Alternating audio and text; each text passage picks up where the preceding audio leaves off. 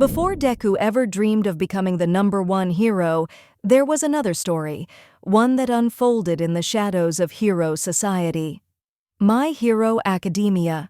Vigilantes takes us to the streets of Naruhata, where unlicensed heroes risk their lives without fame, fortune, or approval. This is the story of Kōhei, Popstep, and Knuckle Duster, ordinary people doing extraordinary things in a world that doesn't recognize them. It's a story about justice, courage, and the cost of doing the right thing, even when you're not allowed to.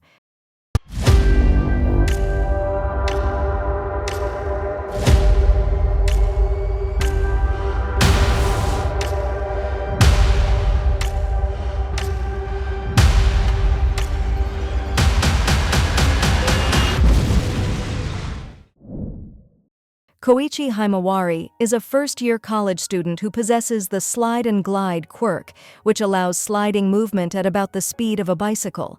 Kōhei laments its lack of usefulness, and some onlookers liken the quirk's movement to that of a cockroach.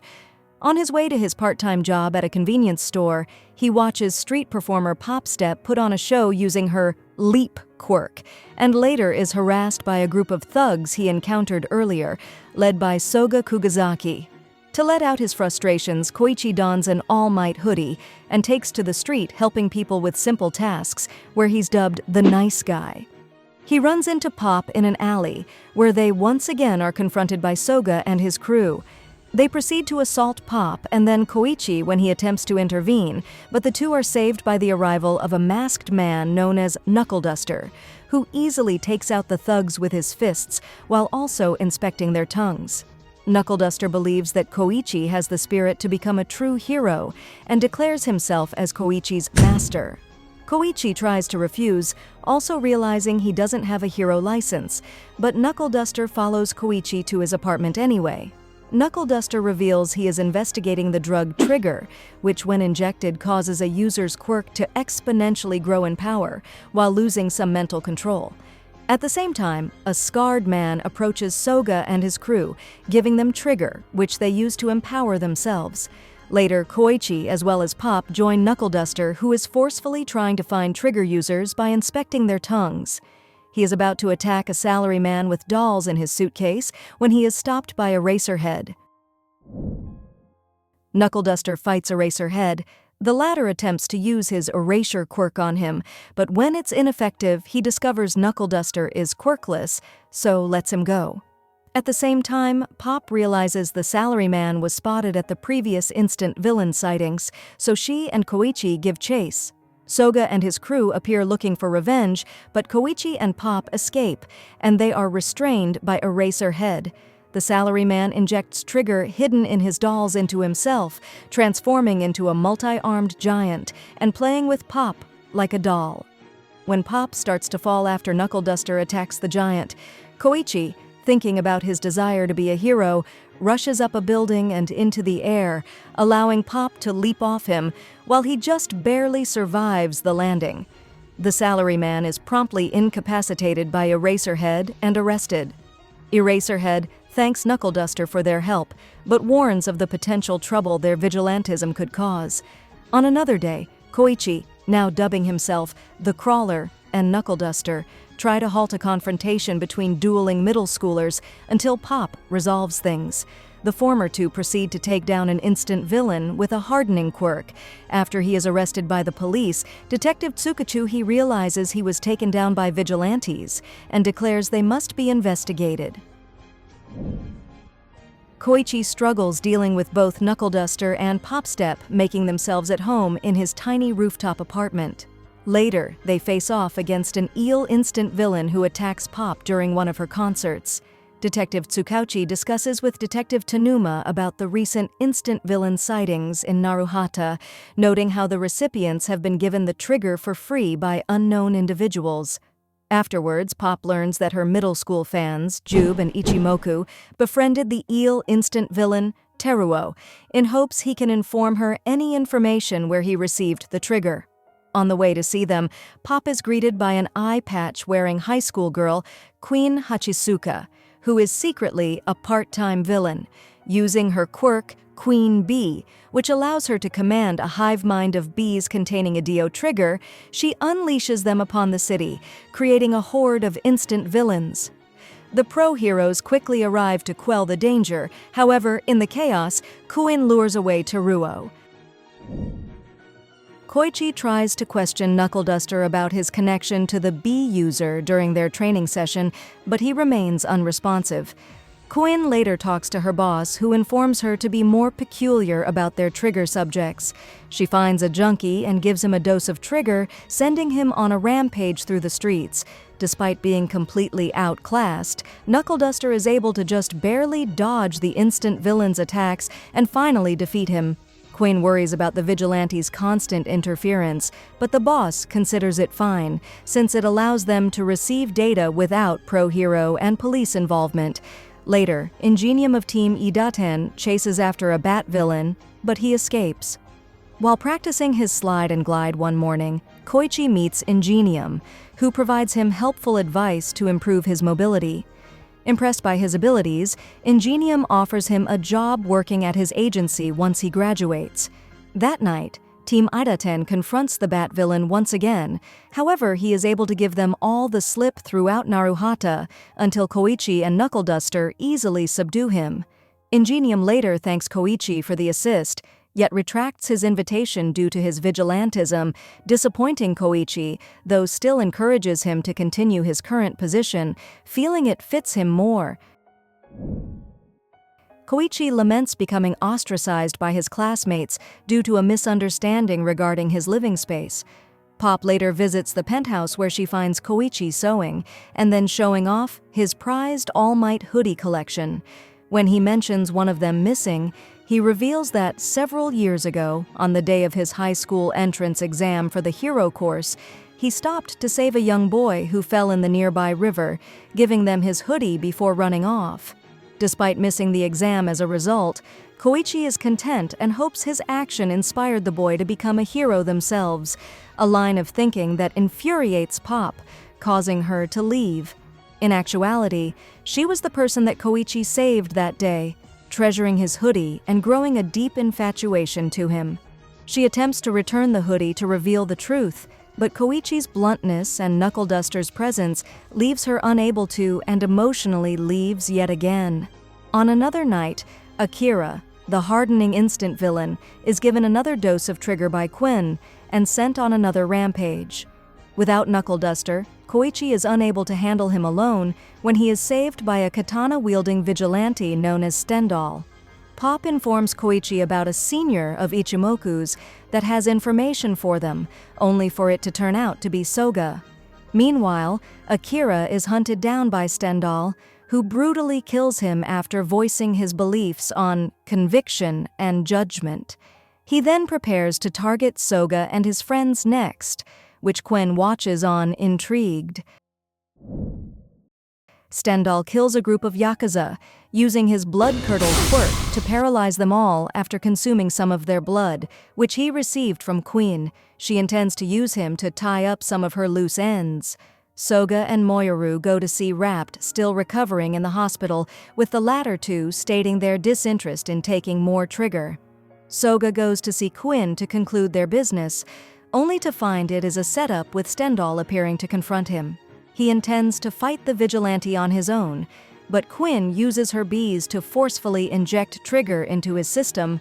Soga also experiences painful visions of his past, viewing everyone looking down on or being condescending to him due to his quirk. Kōhei discovers Stendhal attempting to kill Soga, so rushes in to try and save him. Stendhal uses his quirk to paralyze the two and nearly kills Soga, but they are saved by Knuckle Duster. Despite Stendhal initially offering praise to the other vigilante, Knuckle Duster criticizes Stendhal for lacking true resolve and challenges him to not cross a line or else face his fists.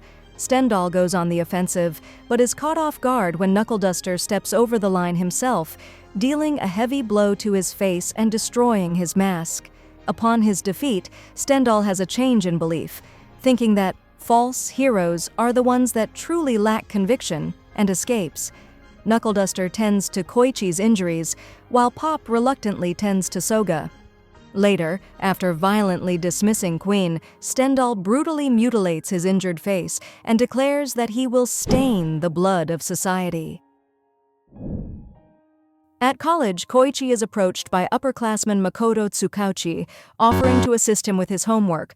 She visits him at his penthouse, where Pop is already there hiding, and lectures him on the history of Vigilantes, including their origin during the era of the birth of quirks, and what led to their fall in being classified as villains. She further reveals she is doing a personal investigation on the Naruhata Vigilantes and wants Kōichi to help her. Later, Makoto talks with her brother, Detective Tsukauchi, who warns her about the potential danger of getting involved with villains. On another day, Kōichi shows off his improved techniques with his quirk, impressing Knuckle Duster. Kōichi meets up with Makoto as they take to the streets to gauge the civilians' opinions on the vigilantes. They learn that the crawler is considered by many to be creepy, Popstep is praised, but also particularly noted for her butt, and Freaky Fist Grandpa is viewed with worry. Suddenly, a thief steals Makoto's laptop, so Kōichi secretly suits up and goes after him, though Jube and Ichimoku are the ones who actually defeat him. Afterwards, Makoto uses her polygraph quirk on Kōichi and asks him if he's the crawler. He naturally says no, which is viewed as a truth. As a result, Makoto feels stumped about her report, while elsewhere, Kōichi voices his complaint about nobody calling him the crawler. Kōichi and Pop meet Captain Celebrity, the pompous and egotistical former #1 hero of America, who has moved his hero career to Japan.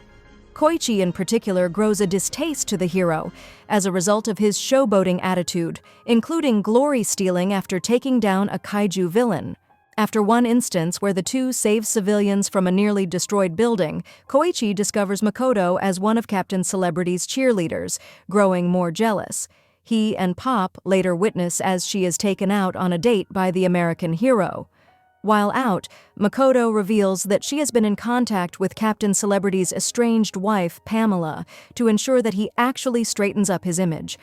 After taking pictures with Kōichi, Makoto is inspired to give the captain a new makeover, changing up his cheerleading squad to be appealing to men and women, to his own discomfort.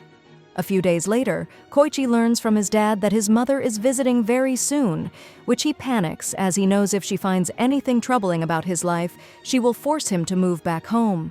He reveals to Pop that he lied and said he had a girlfriend. Kōichi's mom, Shoko, soon arrives, inspecting his living space and demanding to see his girlfriend. Kōichi calls upon Makoto to act as his girlfriend, but his mother immediately sees through the ruse. Pop then appears in her civilian identity as Kazuho Hanayama, followed by Knuckle Duster, in his own civilian identity as Takeshi Kuroiwa. He informs Shoko and Makoto how Kōichi and Kazuho have been helping him as part of a non-profit organization, doing volunteer work around Naruhata. After Makoto questions if Kuroiwa used to be a hero, Shoko voices her disdain towards heroes and her disappointment in Kōichi for failing to make it to his entrance exam. Kazuho ends up speaking up as a result, but is unable to explain herself and runs off. The next day, Makoto joins Kōichi and Shoko checking out the tourist spots in Tokyo. On their bus, Quinn injects Trigger into a nearby cat, causing it to fuse with the bus and rampage through the city. Ingenium soon arrives to help the passengers, with Pop and Knuckle Duster luring the monster cat onto an empty highway. Team Idaten manages to evacuate most of the civilians, but the monster cat ends up fleeing with Makoto still on it. Kōichi suits up and speeds off to assist Ingenium, making it into the bus with Makoto learning Kōichi is the crawler. Kōichi and Makoto leap off the monster cat as it plummets off the destroyed highway, with Kōichi managing to execute a burst into the air with his quirk, saving the both of them. Later, as Shoko heads home, Makoto, with a blush on her face, tells her she won't rule out potentially dating Kōichi. Knuckle Duster visits his wife in the hospital, who is revealed to be in a catatonic state due to an attack by Quinn, and tells her he will reunite with Tamao soon.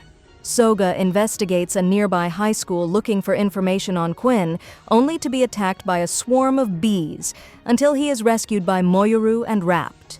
He reports his findings to Knuckle Duster, with Soga learning that he is using Koichi and Pop as bait to lure Quinn out. On another day, Pop receives an invitation to perform at an event for the Marukane department store, but feels anxious about getting involved among other artists. To help her, Koichi requests Makoto's assistance, who had deduced Pop's identity after learning Koichi's, and becomes proactive in using her connections to Captain Celebrity to reshape the event. Pop then learns she will be part of an ensemble performance with other local performers, which makes her feel more nervous. Later, Queen sees the news of the performance, as Knuckle Duster finds her from the rooftops. Koichi and Pop go to the Marukane department store where they meet the other performers, idols Miu and Yu of the Feathers, the East Naruhata Dance Squad, and indie rock band The Mad Hatters. Makoto and everyone each do their part in practicing for the song and performance, with Captain Celebrity and his entourage advertising for the upcoming Naru Fest. 1 week before the event, Miu sprains her ankle during training with the dance squad, so Pop suggests a way so the three of them can still perform together. That night, Queen prepares to unleash Teruo, whose body's been now greatly modified, during the event. On the day of, the newly formed Feather Hats get ready to perform, where they see special guest heroes Midnight and Present Mike. Meanwhile, Eraserhead discovers Teruo causing a rampage nearby. Learning his transformed body is natural after erasure is ineffective. Thinking about Pop, Teruo uses his electric eel quirk to release electromagnetic waves that shut down the power in the city, including at the venue. Queen intends to disrupt the event with her bees, but is halted by her boss to not drive too much attention to them. Just then, Knuckle Duster confronts her, revealing Queen is his daughter Tamao, being possessed by the Queen Bee. Armed with a stun gun, he charges after Quinn, who dodges each of his attacks. She sends out her bomb bees, but Knuckle Duster is easily able to rebuff them and soon gives chase across the city. As a result of the blackout, Makoto scrambles to resolve the issue, with the Feather Hats worried they'll have to cancel their performance. Koichi appears with Pop Step's microphone and convinces her to use her Gorilla Idol experience to work the crowd until the power returns. Pop nervously accepts, helping to keep the crowd calm while performing one of her songs. Meanwhile, Knuckle Duster corners Quinn into an alley, forcing her to use Trigger on herself, which lessens the Queen Bee's control on Tamao, revealing that she ran away from home after an argument with her parents, where she was found by the bee's previous host. However, Queen catches the vigilante off guard by using a sample of Teruo's electric eel quirk to knock him out with a direct hit. At the same time, the power is returned to the Marukane building and the Feather Hats put on their performance to a great success. An annoyed Queen is prepared to crash it once more, only for Knuckle Duster to confront her once again, having used painkillers and his stun gun to resuscitate himself. As Queen is about to use all her remaining energy to dispose of the body to take down the vigilante, Knuckle Duster uses his resolve to make things right with his daughter and point-blank shocks Queen with his stun gun. With her on the verge of death, the hive mind escapes the body, while he extracts the Queen Bee from Tamao's eye, using a pheromone gas to attract and ultimately burn all the bees. He then uses a defibrillator connected to the stun gun to resuscitate Tamao back to life.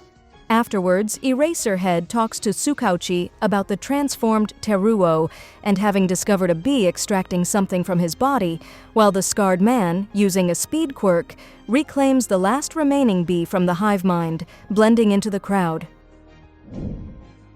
Koichi is chased by a mantis instant villain before being saved by Captain Celebrity. During the next Naru Fest performance, with the captain busy filming a commercial with Ingenium, Pop forces Koichi as the crawler on stage as the fill-in hero, to everyone's embarrassment. Meanwhile, Tsukauchi meets with Eraserhead and Midnight to discuss the new development in the instant villains case, as Teruo has led them to learn the mysterious organization has been further experimenting on people to turn them into next-level villains to test their capabilities of using Trigger. At the same time, the scarred man unleashes a newly modified bat villain during the commercial shoot, who attacks Ingenium, and then targets Koichi for revenge, but is stopped by Captain Celebrity. While being watched over by Soga at the hospital, Tamao regains consciousness just as Knuckle Duster returns. After he implies about her mother having passed away shortly before, he tells Tamao everything will be all right now because he's here. As Koichi, Pop, and Makoto put up a corkboard in the penthouse, a future Koichi reflects on how even though Knuckle Duster was only with them for a few months, his presence was always felt, and soon there would be trouble he would have to face on his own.